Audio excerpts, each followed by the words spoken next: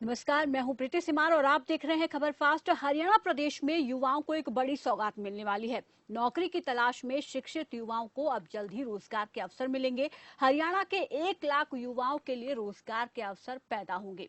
इस पर सूबे के डेप्यूटी सीएम दुष्यंत चौटाला ने यह बताया है कि प्रदेश में उद्योगों को बढ़ावा देने के लिए बेहतर इंफ्रास्ट्रक्चर तैयार किया गया है, ताकि ज्यादा से ज्यादा विदेशी निवेश को हरियाणा में लाया जा सके। उन्होंने यह भी बताया कि हरियाणा सरकार की ओर से जानी मानी कंपनियां जो हैं उनके साथ वेबिनार में बातचीत की गई है और उनको जो है हरियाणा में निवेश के लिए आमंत्रित किया गया है और साथ ही साथ इन कंपनियों ने खुद भी रुचि दिखाई है कि ये हरियाणा में निवेश करना चाहती हैं। जब विदेशी कंपनियां निवेश करने के लिए हरियाणा में पहुंचेंगी तो इससे रोजगार के अवसर बढ़ेंगे और डेप्यूटी सीएम ने यह दावा किया है कि प्रदेश के 1 लाख युवाओं को रोजगार मिलेगा। खास तौर पर जब कोरोना काल में बहुत सारे लोगों का रोजगार छिन गया और ऐसे में अब जो है ये बेरोजगारी की अगर हम बात करें प्रदेश में, तो बेरोजगारी की दर जो है वो करीब कह सकते हैं कि हरियाणा टॉप पर है बेरोजगारी की दर में। तो ऐसे में अब 1 लाख रोजगार जो युवाओं को मिलेगा, उसके बाद बड़ा सवाल यही कि क्या इसके बाद प्रदेश में बेरोजगारी की दर घटेगी, ये एक अहम सवाल है।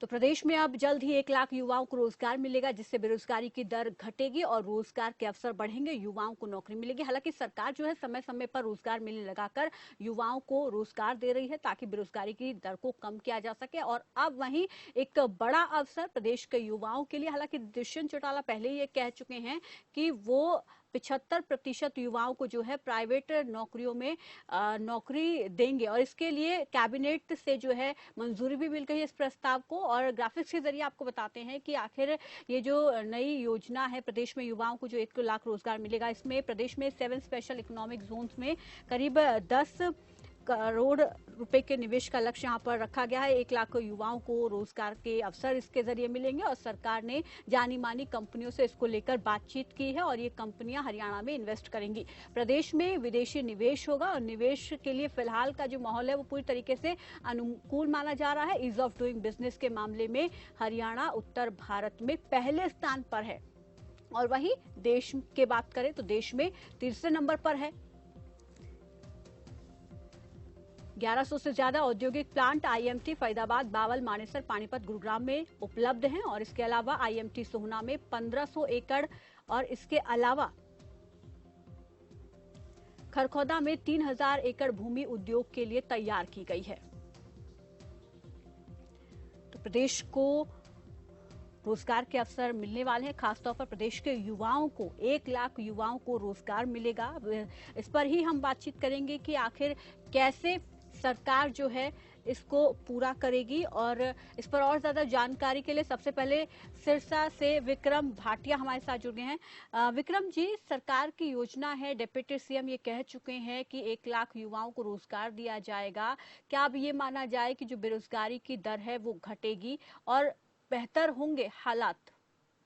जी बिल्कुल, जिस तरह देखा गया है कि पिछले काफी समय से जो युवा बेरोजगार काफी हैं, उनकी संख्या दिनों दिन जो है बढ़ती जा रही है।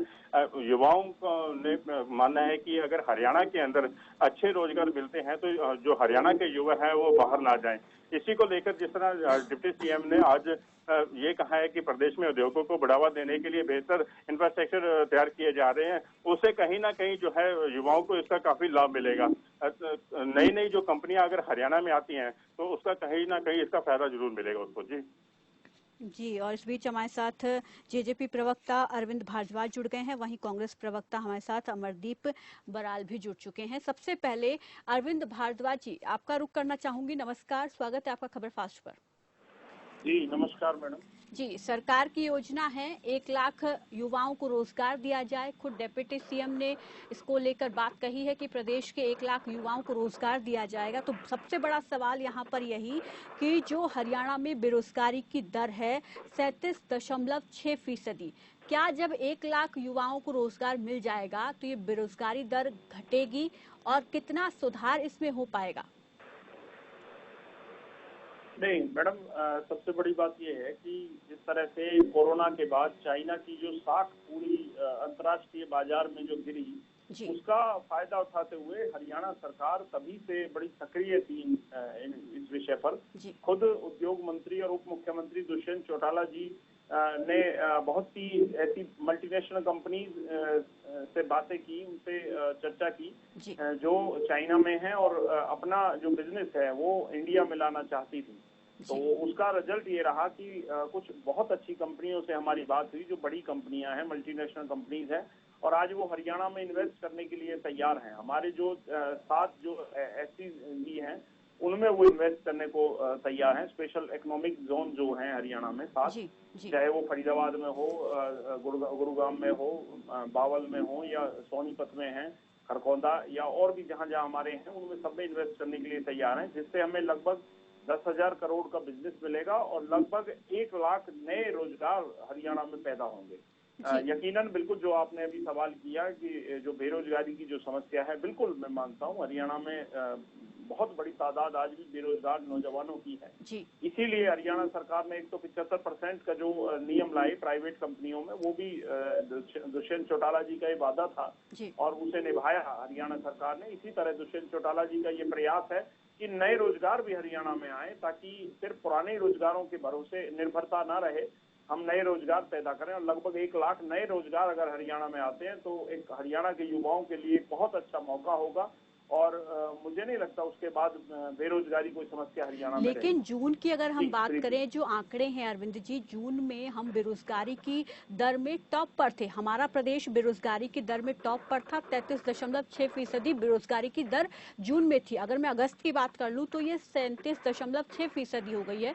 तो बड़ा सवाल यही उठ रहा है कि अगर 1 लाख युवाओं को रोजगार भी मिल जाएगा तो हम कितने प्रतिशत तक जो है बेरोजगारी दर को खत्म कर पाएंगे? क्या उसके बाद भी हमें और रोजगार की और अवसर देने की जरूरत पड़ेगी?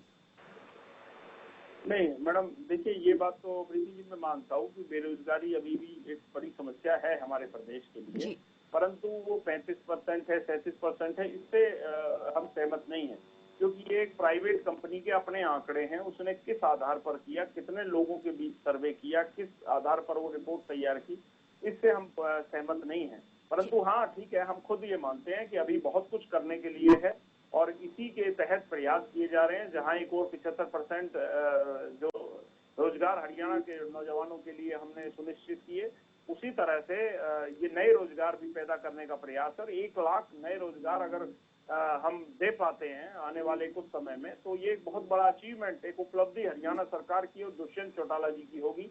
उनके जो प्रयास हैं वो कहीं ना कहीं फलीभूत होते हुए हमें दिखाई देते हैं। तो आगे और इसी तरह के प्रयास फिर किए जाएंगे, और भी जहां जहां समस्याएं हैं, जिन जिलों में बेरोजगारी एक मुख्य मुद्दा है या समस्या है युवाओं के लिए, उनके लिए और भी प्रयास किए जाएंगे। हमारी कोशिश है कि हरियाणा प्रदेश के सभी जिलों में रोजगार पैदा किए जा सके, उद्योग लाए जा सके, ताकि ये समस्या सिर्फ फरीदाबाद, गुरुग्राम, सोनीपत, पानीपत की नहीं है, बल्कि ये समस्या सभी जिलों की है। एक एक जिले तक, एक एक गांव तक रोजगार पहुंच सके, ये इस सरकार का और उप मुख्यमंत्री दुष्यंत चौटाला जी का प्रयास है। जी। और कांग्रेस से हमारे साथ प्रवक्ता अमरदीप बारल जुड़ चुके हैं। अमरदीप जी नमस्कार, आपका भी स्वागत है खबर फास्ट पर। अमरदीप जी, मेरी आवाज मिल पा रही है आपको? जी।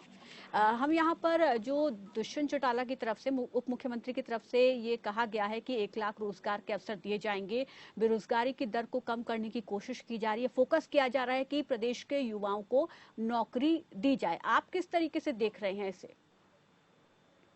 प्रीति जी, इस समय हमारे प्रदेश को, युवाओं को नौकरी की बहुत सख्त जरूरत है। हमारे सारे देश के युवाओं को नौकरी की सख्त जरूरत है। जी लेकिन जैसे जेजेपी के प्रवक्ता भाई बता रहे हैं कि दुष्यंत चौटाला जी ने अभी कहा है कि 1 लाख युवाओं को हम नौकरी देंगे, जी इसी तरह मोदी जी ने, इनकी साथी पार्टी के मोदी जी, जो हमारे इस समय देश के प्रधानमंत्री हैं नरेंद्र मोदी जी, उन्होंने कहा था कि हम हर साल 2 करोड़ युवाओं को नौकरी देंगे। ये इन पार्टी को सिर्फ वादे करने आते हैं, इन पार्टी को वादे निभाने नहीं आते। हमारे प्रदेश में जो लोग नौकरी लगे हुए हैं, ये उन लोगों को भी बर्खास्त कर रहे हैं। हमारे प्रदेश में मैं आपको बताना चाहूंगा, 6 साल में 1 लाख एचटेट युवा हैं जो एचटेट का टेस्ट पास करते हैं, और वो हर साल उनमें से कोई किसी युवा की एज हो जाती है, वो उससे बाहर हो जाता है, उस समय से अभ्यर्थी है जो ओवर एज हो जाता है। मैं बीजेपी प्लस जेजेपी सरकार को यही कहना चाहूंगा कि आप युवाओं को रोजगार दीजिए, ये बहुत अच्छी बात है, लेकिन आप उनको रोजगार दीजिए, सिर्फ बातें मत कीजिए। आप सभी को पता है कि हमारे प्रदेश में अभी पीटीआई टीचरों को हटा दिया गया है। ये सिर्फ युवाओं से नौकरी छीन सकते हैं, ये युवाओं को नौकरी दे नहीं सकते हैं। हमारे प्रदेश नंबर 1 प्रदेश होता था, हमारे देश में बेरोजगारी दर बहुत कम थी, जो कि आज अभी आपने भी बताया है, हमारे प्रदेश की जनता को भी पता है कि 37% तक हमारे प्रदेश की जो बेरोजगारी है पहुंच चुकी है। कुछ करने से ही कुछ हासिल होगा, सिर्फ बातें करने से, झूठे वादे करने से युवाओं को रोजगार नहीं अरविंद मिलेगा। जी, यहाँ पर एक ये बहुत बड़ा सवाल उठ रहा है कि जो नौकरी पर थे उनको हटाया गया और युवाओं को हम नौकरी देने की बात कर रहे हैं। जी अरविंद जी। बेटी जी, जिन पीटीआई अध्यापकों की बात की जा रही है, जिन्हें नौकरी से निकाला गया, पहली बात तो ये कि वो लोग माननीय सुप्रीम कोर्ट के द्वारा निकाले गए हैं, हरियाणा सरकार की ओर से उन्हें नहीं निकाला गया। दूसरी बात ये कि वो लोग कांग्रेस के कुकर्मों की सजा भुगत रहे हैं। ये काम तो कांग्रेस ने किया था, उन्होंने पैसे लेकर जो भर्तियां की, जो तरीका इन्होंने अपनाया, वो पूरी तरह से अमान्य और अवैध घोषित हुआ। माननीय हाई कोर्ट में भी हुआ, सुप्रीम कोर्ट में हुआ। तो ये गलती जो है वो कांग्रेस है, जो भ्रष्टाचार जो है वो हरियाणा प्रदेश में कांग्रेसियों को इसका जनक माना जाता है, और ये उनके कुकर्मों की सजा भुगत रहे हैं बेचारे वो। हमारी हरियाणा सरकार ने तो पूरा टाइम दिया जाए। हमारे वकील माननीय सुप्रीम कोर्ट में भी खड़े थे उनका पक्ष रखने के लिए हरियाणा सरकार की ओर से। ठीक है अरविंद जी, समय की कमी है, इसलिए मैं चाहूंगी कि वो भी इस पर अपनी बात रखें। इनके समय में ही हाई कोर्ट ने का आदेश आ गया था। ठीक है, ये सुप्रीम कोर्ट का फैसला था, और ठीक है, हाई कोर्ट ने इनकी भर्ती को रद्द कर दिया था, तब क्यों नहीं बोले? अमरदीप जी, ये तो सुप्रीम कोर्ट का फैसला था, लेकिन हम जिम्मेवार नहीं है। नहीं जी, इसमें सरकार की गलती है, सरकार ने ही उन टीचरों को हटाया। और दूसरी बात, ये भ्रष्टाचार की बात करते हैं, आज हरियाणा सबसे ज्यादा भ्रष्टाचार हुए हैं उस प्रदेश में। हम यहाँ बेरोजगारी को लेकर, रोजगार को लेकर बात कर रहे हैं, और शराब का घोटाला जो महकमा।